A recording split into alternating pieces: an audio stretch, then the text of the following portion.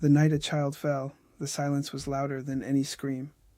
October 1966, a small indoor venue in the Midwest, backstage lights buzzing like nervous insects. I still remember the smell of warm cables and old wood soaked in sweat. People think memory fades, but some moments carve themselves into you, sharp and permanent. That night was one of them. I was already used to pressure, tight schedules, strict cues, eyes watching every move. But nothing prepares you for the moment when control slips, not on paper, not in rehearsal, not in prayer. Michael was 8. That number matters. People forget it too easily.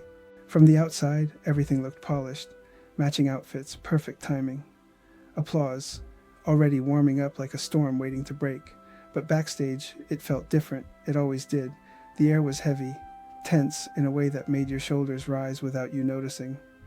Adults whispered fast. Someone kept checking a clipboard like it might suddenly explode. And there was that platform. I noticed it the second I walked past. It wasn't high enough to look dangerous at first glance, just a raised section connecting two parts of the stage. But it was narrow, too narrow, the kind of thing that looks fine when you're calm and becomes a trap when lights hit your eyes and music pushes your body forward faster than your thoughts can keep up. I stopped for half a second, staring at it. Half a second is nothing, half a second is everything.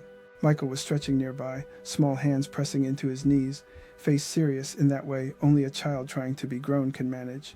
He caught my eye and smiled, not a playful smile, a professional one, the kind that says, "I'm ready, don't worry about me." That smile tightened something in my chest.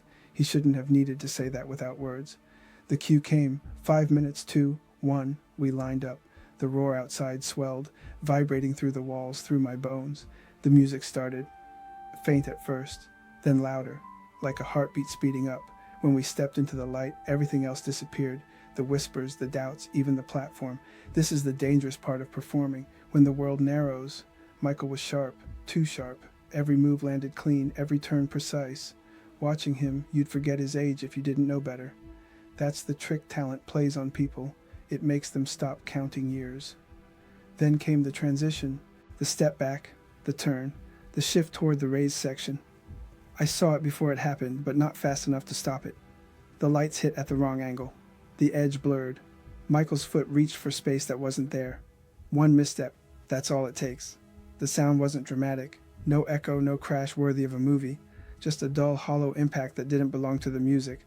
The kind of sound that makes your stomach drop before your mind understands why. The crowd went silent, not confused, not noisy, silent. Time did something strange then. It stretched. I remember thinking too many things at once. He's too young. Get to him. Don't break formation. Where's the signal? Why isn't anyone moving? Michael hit the lower level hard.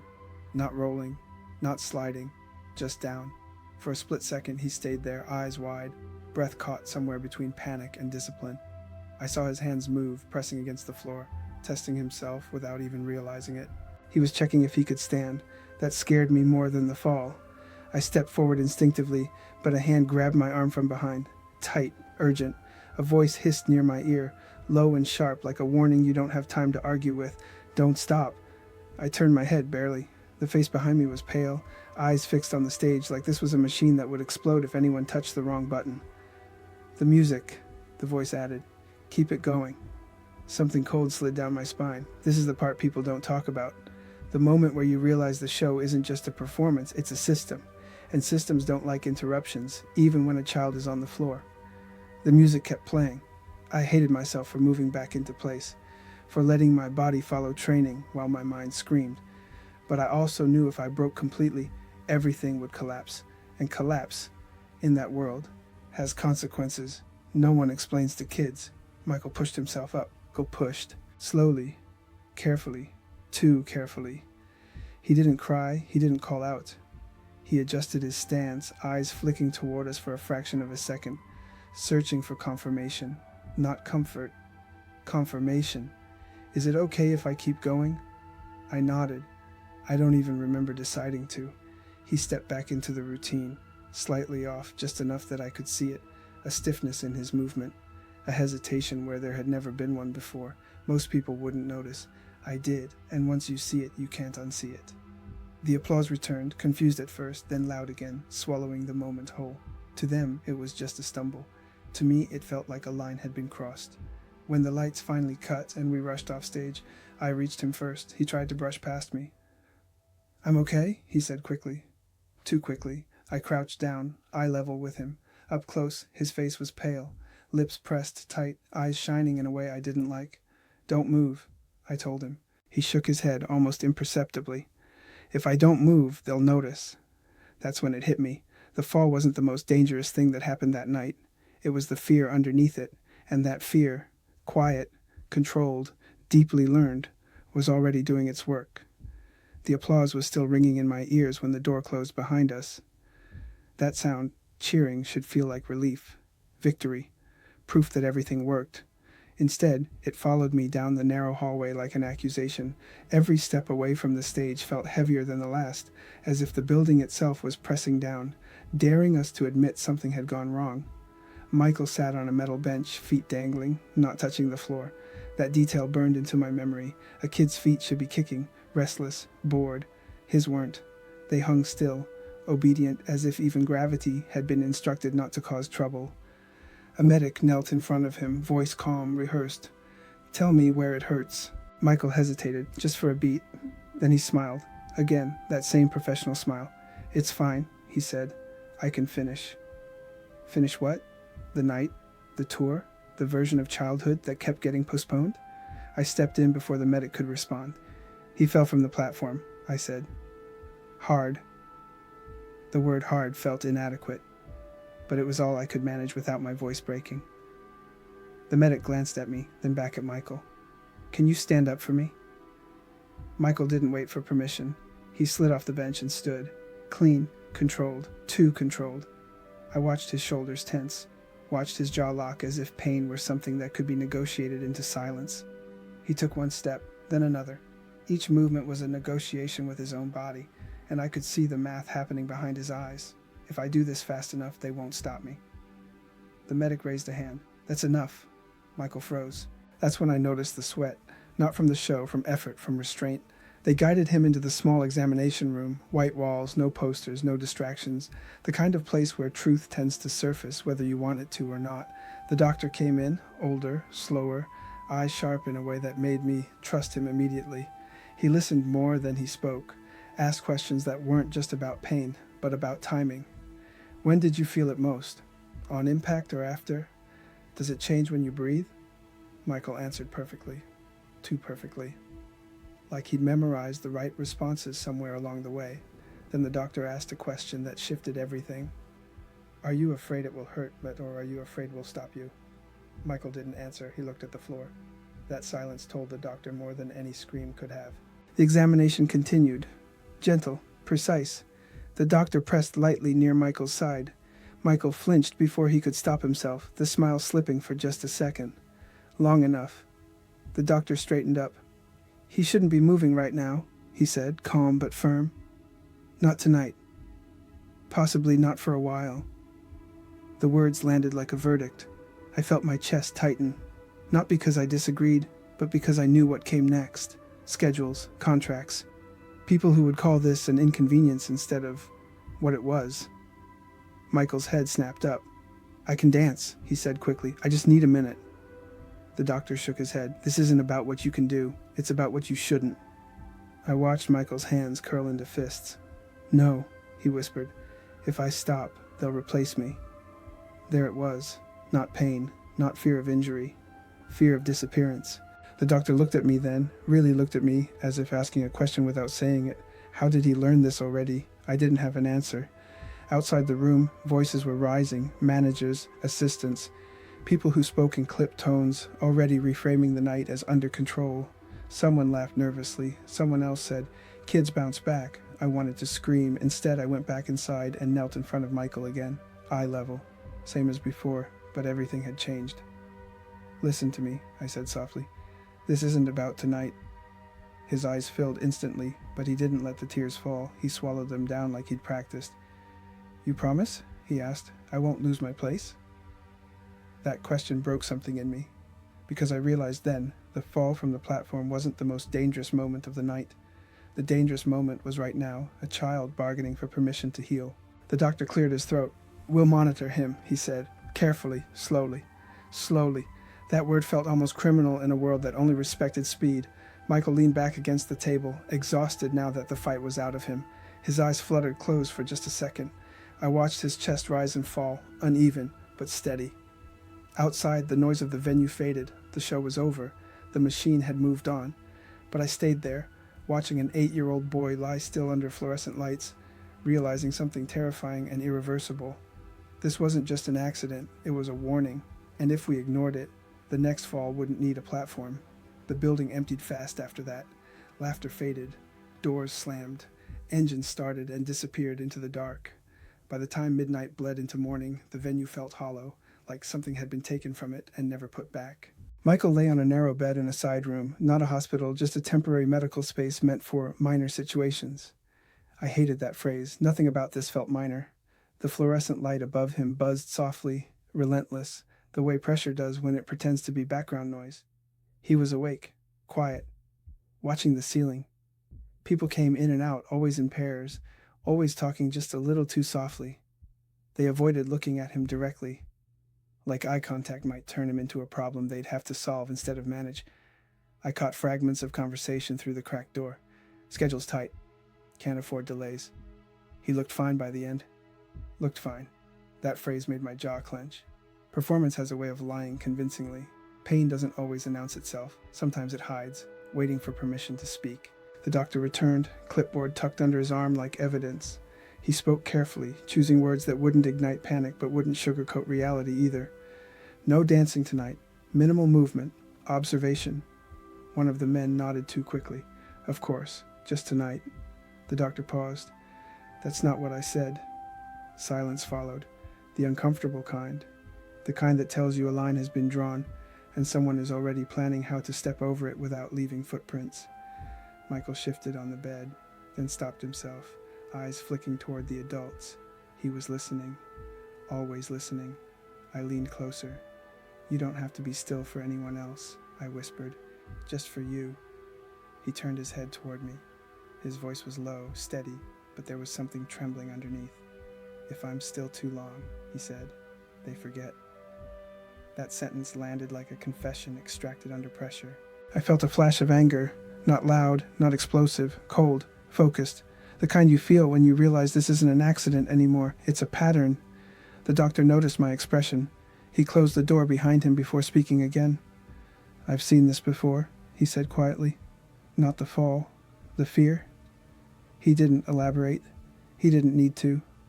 Michael's breathing changed then, shallow for a moment, then deeper. His eyes drifted shut, exhaustion finally winning a small battle. I watched him sleep and thought about the stage, the platform, the way everyone had pretended nothing happened once he stood back up. That's how systems protect themselves, by rewarding recovery, not honesty. Minutes passed, maybe more. Time felt distorted, like we were suspended between decisions that hadn't been made yet. Then the door opened again. A man stepped in. Authority clung to him the way cologne clings to fabric. He smiled without warmth. How's our star? He asked. I stood before the doctor could answer. He's hurt. The smile didn't fade.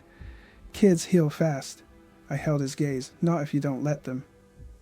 There was a beat, a calculation. We'll adjust, he said finally. Carefully. Carefully was becoming another dangerous word. He left. The doctor sighed, rubbing his temple. I'll put it in writing, he said. Limits, clear ones. Will it matter? I asked. He didn't answer right away. Outside, a janitor's cart rolled past, the squeak of wheels echoing down the hallway like a metronome counting down something I couldn't see yet. When Michael woke again, it was brief. He opened his eyes and looked straight at me, sharp despite the fatigue. Did I mess up? He asked. That question, mess up, cut deeper than any diagnosis. No, I said immediately. You fell? He frowned. Falling is messing up. I shook my head. Not always. He studied my face, searching for certainty. I wished I could give him more than words. The doctor returned one last time before dawn. He checked vitals, adjusted notes, then paused at the foot of the bed. There's something else, he said, lowering his voice. When he stood earlier, he stopped himself. Most adults don't. I looked at him. Stopped himself from what? From pushing through, the doctor replied. from turning pain into proof. That surprised me. Michael, even half asleep, heard it. His lips curved into the faintest smile, not proud, relieved. For the first time that night, I felt a shift, small, fragile, but real. Still, unease lingered, because I knew something no one else in that room seemed ready to admit. The fall had exposed a fault line, not just in the stage design, not just in the schedule, but in the way everyone had learned to look at an 8-year-old and see a solution instead of a child. As the lights dimmed and the building settled into early morning quiet, I sat there, unmoving, guarding that fragile stillness like evidence that might disappear if left unattended. The next step, whatever it would be, had to be different. Because if we handled this wrong, the damage wouldn't announce itself right away. It would wait, just like he had. Morning made the place look smaller. Without the lights, without the noise, the venue felt almost innocent, as if it hadn't witnessed anything at all. That's how places get away with things. They reset overnight. People don't. Michael sat on the edge of the bed, feet finally touching the floor. He was wrapped in a loose jacket someone had found, sleeves too long, hands half hidden. The doctor watched closely, arms crossed, not as a threat, but as a safeguard. Only if he wants to, the doctor said, looking at me, and only a few steps. Michael looked between us, waiting. This was the moment I hadn't slept for. Everyone else thought the danger had passed because he was upright, but I knew better. The real test wasn't whether he could move, it was whether he could not. I crouched in front of him. "We're not going back to the routine," I said quietly. "Not today." He stiffened. Old fear flared. Quick, practiced. Then what do I do? That question again, always about doing, never about being. "You take one step," I said. "A different one." The doctor raised an eyebrow but didn't interrupt. I guided Michael to a clear patch of floor. No platform, no edges, just flat ground and silence, the kind of silence that feels exposed. "Listen," I told him. "Forget the music. Forget the timing. Forget everyone who's waiting." He swallowed. "They're always waiting." "I know," I said. "That's why this matters." I showed him slowly. Not a dance move, not a flourish. Just weight shifting from one foot to the other. Controlled, intentional. Boring if you were looking for spectacle.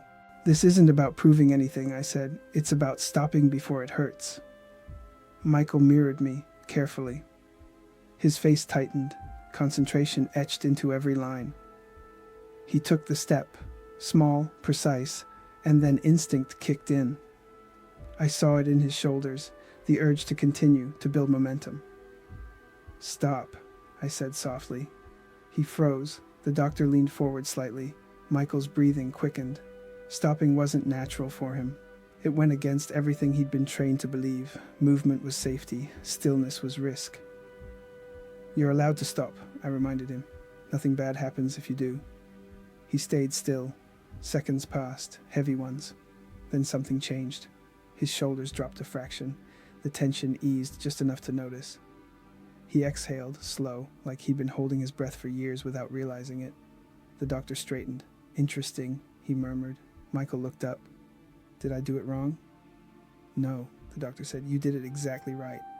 That caught Michael off guard. Praise usually came after pushing harder, not pulling back. We repeated it once more. Same step, same stop. No rush, no audience. "This," the doctor said quietly to me, "is rare." I didn't answer. I was watching Michael's face, the way relief and confusion wrestled there. He wasn't smiling, but he wasn't afraid either. It was unfamiliar territory. "What happens next?" Michael asked. That was the dangerous question. "Next," I said, choosing my words carefully, "we protect this." He frowned. "From who?" I didn't answer out loud. The doctor cleared his throat. "From overuse," he said. "From pressure. From pretending." Michael nodded slowly, absorbing it like a rule he'd never been taught before. Footsteps echoed outside the room. Voices, people waking up to the day and the problem it contained. The door opened just a crack, someone peering in, checking progress. "Good news?" the voice asked. The doctor met my eyes. There was a decision there. "He's stable," the doctor said, "but we're not rushing." The door closed, not happily, but it closed. Michael sat back down, fatigue washing over him now that the adrenaline had nowhere to hide. He leaned against the wall, eyes closed. "That step," he said quietly, "felt harder than dancing." I nodded. That's because dancing is what you know. This is new. He opened his eyes. Will they let me keep doing it? I hesitated. I will, I said. That was a promise I didn't make lightly. The room settled again, sunlight creeping across the floor. For the first time since the fall, I felt like the ground under us wasn't shifting. But I also knew this moment, this small controlled victory, would be tested. Not today, not immediately, later. Because the world outside that room didn't reward stopping. It rewarded endurance. It rewarded silence. It rewarded children who stood back up and smiled like nothing happened. As I watched Michael rest, one thought stayed with me, sharp and unavoidable. The step that saved him today wouldn't be the one people remembered, and that scared me almost as much as the fall itself. By the time we stepped back into the main hall, the stage looked harmless. No lights, no music, just wood, cables, and that platform, still there, unchanged, unapologetic. It stood exactly where it had been the night before, as if daring anyone to accuse it of anything. Objects never take responsibility, people do. Michael stopped walking when he saw it. I felt the shift before he said a word. His body leaned back slightly, weight redistributing without conscious thought. The step we practiced that morning, stop before it hurts, had already written itself into him. You don't have to go near it, I said. I know, he replied, but he didn't turn away. He studied the platform, eyes narrowed, not with fear, but with calculation. Like a detective revisiting a scene, replaying angles, distances, timing. That worried me more than panic ever could. I didn't see the edge, he said finally. The sentence was simple. The meaning wasn't. I know, I answered. The lights didn't help. He nodded, then quieter. I thought if I kept moving, nothing bad could happen. There it was. The belief that speed equals safety, that motion outruns consequence. I placed a hand on his shoulder. That's not how it works. He didn't argue. That was new. We sat at the edge of the stage, legs hanging over. Not performers now, just two figures in a space that suddenly felt too big. The silence wrapped around us, thick and uncomfortable, like it wanted answers we didn't have yet. They clapped again, Michael said after a while. After I stood up, I felt a sting behind my eyes. They did. He frowned. So they didn't notice. They noticed what they were trained to notice, I said. You finishing? He absorbed that, chewing on it slowly. 8 years old, and already learning the difference between being seen and being understood. Footsteps echoed from the back of the hall. Someone called my name. Business resumed. It always did. Papers would be signed, calls would be made, the incident would be filed under a word I hated, manageable. Michael looked up at me. Are we in trouble? No, I said, but things are different now. He searched my face. Different how? I chose honesty. Now we know what happens when no one stops the music. That earned a small, crooked smile. I didn't like that part. Neither did I. We stood to leave. As we walked away, I glanced back one last time at the platform. It no longer looked dangerous. It looked ordinary, and that terrified me, because ordinary is where damage hides best. Outside the air was cool, fresh, a contrast so sharp it felt unreal. Michael inhaled deeply like he was testing whether the world still worked the same way. Can we go somewhere quiet? He asked. Yes, I said immediately. That mattered more than any schedule. As we moved toward the exit, he stumbled slightly, not from pain but from fatigue. I steadied him. He didn't pull away. He leaned in, just a little, trusting the support. That was the real aftermath of the fall. Not the bruise, not the diagnosis, but the subtle shift in how he allowed himself to rely on someone else. At the door, he paused. Jackie, he said. Yeah. If I hadn't stood up, would they still clap? The question hit harder than I expected. I don't know, I admitted. He nodded, accepting the uncertainty with a maturity that didn't belong to him. Then he said something that still follows me. Next time, I want them to clap for the right reason. I watched him walk into the daylight, small frame swallowed by a world already asking too much. In that moment, I understood something with brutal clarity. The fall didn't end when he hit the floor. It ended when he learned that stopping was allowed, even if the world preferred he didn't. What came after would be louder, bigger, more celebrated. People would talk about resilience, talent, greatness. They would point to moments of triumph and say, see? He was fine. But I would remember the quiet room, the step that ended early, the child who learned to pause in a system built on never slowing down, and I would know the truth. The night Michael fell wasn't just a scare. It was the first time the cost became visible, and once you see that, you can never unsee it. You